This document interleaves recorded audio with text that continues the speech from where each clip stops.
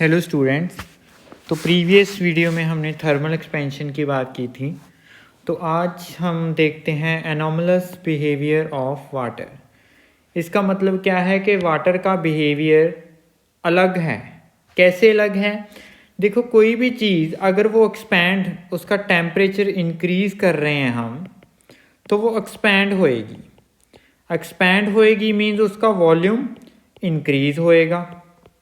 अगर volume increase होएगा, this is also related to thermal expansion, volume increase होएगा तो वॉल्यूम और डेंसिटी का तो इन्वर्स रिलेशन है, तो डेंसिटी डिक्रीज होएगी। बट वाटर का बिहेवियर डिफरेंट है कुछ।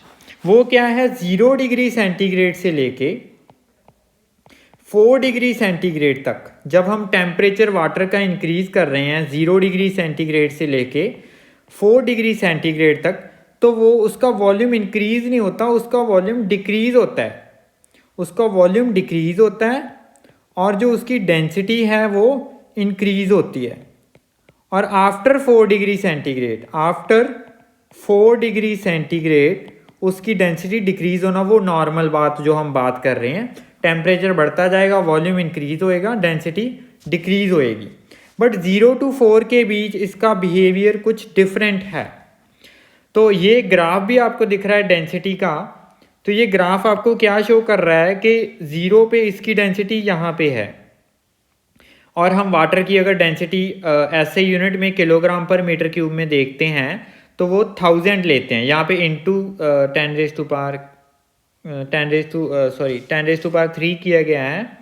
तो SI में ये 1 CGS यूनिट में है, ग्राम पर सेंटीमीटर क्यूब में, इंटू 10 रेज टू पावर 3 करेंगे तो ये हमारी SI में बन जाएगी। ओके, तो वाटर की मैक्सिमम डेंसिटी है कहाँ पे? 4 डिग्री सेंटीग्रेड पे। वाटर की मैक्सिमम डेंसिटी है यहाँ पे, टेम्परेचर है 4 degree centigrade. 0 to 4 density increase हुई, वॉल्यूम डिक्रीज होएगा, और आफ्टर 4 डेंसिटी जो है वो डिक्रीज होना स्टार्ट हो जाएगी। ये तो नॉर्मल बात है। 0 to 4 के बीच में ही अब नॉर्मल बात है, वो कुछ डिफरेंट शो हो रहा है वाटर में। इसका देखो, नेचर में जो कुछ भी है वो नेचर ने बनाया हुआ है। तो इसका हमें बेनिफिट क्या है? वाटर का ये जो बिहेवियर है, इसका हमें बेनिफिट क्या है?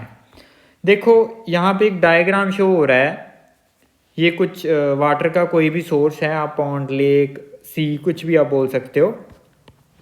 तो वाटर है, उसमें एक्वेटिक लाइफ है, फिश दिख रही है आपको, और भी बहुत सारे जो है यहाँ पे जो लिविंग थिंग्स हैं वाटर में होएंगी।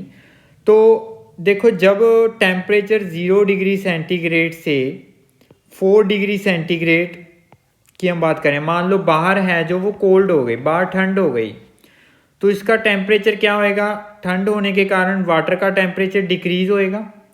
जो मान लो पहले था 10 डिग्री सेंटीग्रेड, अभी 10 डिग्री से डिक्रीज होना शुरू हो गया। आइस, बार बोलेंगे कि आइस पै रही है, लेट्स सपोज।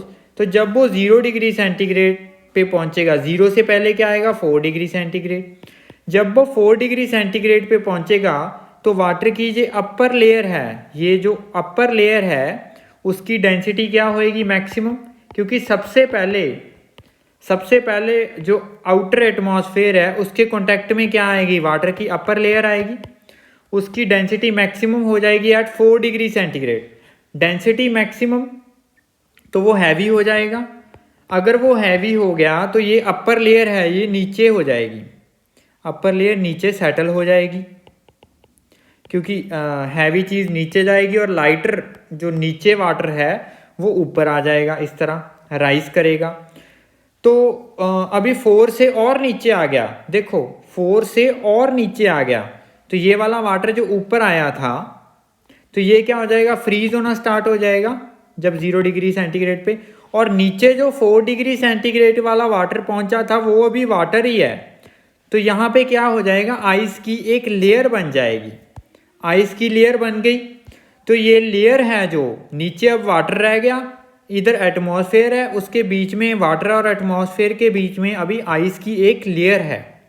तो आइस की लेयर एक इंसुलेटर का काम करेगी, इंसुलेटर का काम करेगी, और ये क्या है, नीचे नीचे वाटर रहेगा, ऊपर ऊपर उसके लेयर रहेगी। अगर ये वाटर का बिहेवियर डिफरेंट ना होता तो क्या होना था, बाहर ठंड पड़ने लग गई, आइस पड़ने लगी, तो क्या होगा, सारा का सारा वाटर फ्रीज हो गया। तो फिर ये एक्वाटिक लाइफ जो है वो तो पॉसिबल ही नहीं होएगी।